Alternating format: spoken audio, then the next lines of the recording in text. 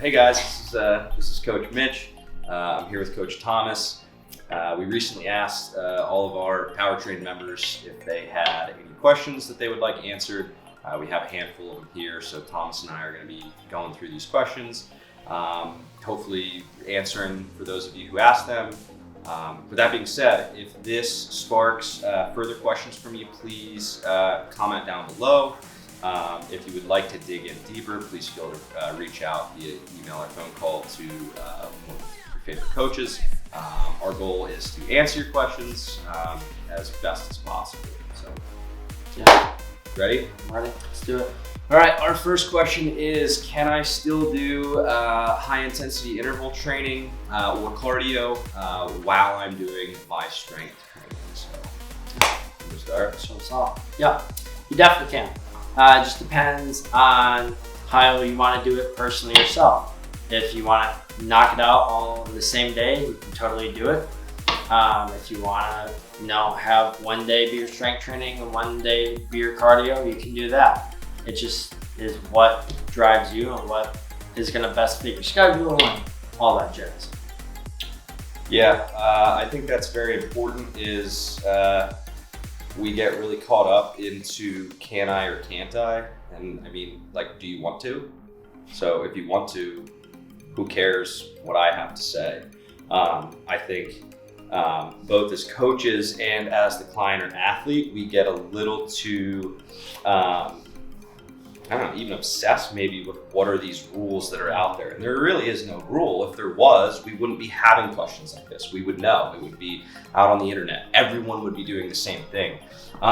So to me, the answer is do what you want to do, as long as you're making sure that you're seeing success in what you do. So if I want to go and I want to deadlift 500 pounds, and I also enjoy running, I'm running 6 days a week, and that's taking away from my deadlift, it might be time for me to go to Coach Thomas and say, hey, Coach Thomas, I'm struggling with my deadlift. I don't know why. I have been running a lot. Do you think maybe that's taking away from my goal of a deadlift? So do what you want, but please make sure you're talking to your coach.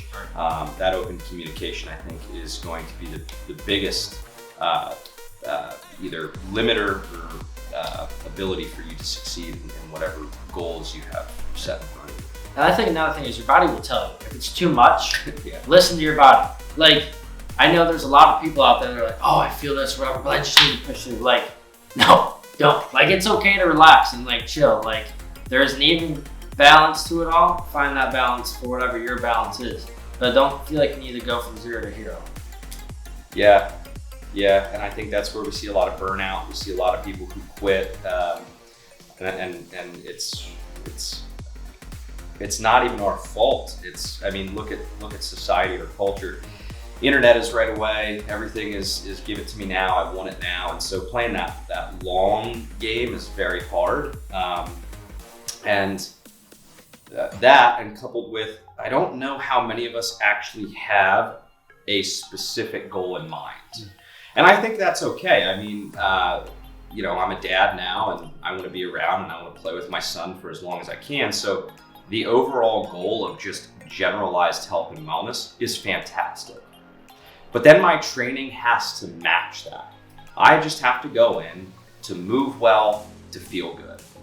What happens though is I think that we have sort of these ideas in our mind of I want to go back to deadlift. I want to deadlift 500 pounds, but now all I'm doing is running.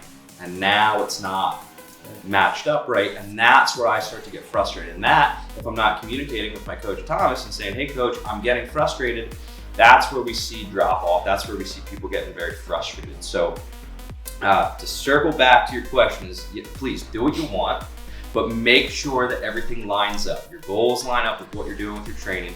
You're communicating with your coach. You're not doing too much. You're listening to your body. And that is you can do whatever you want if you're doing it that way.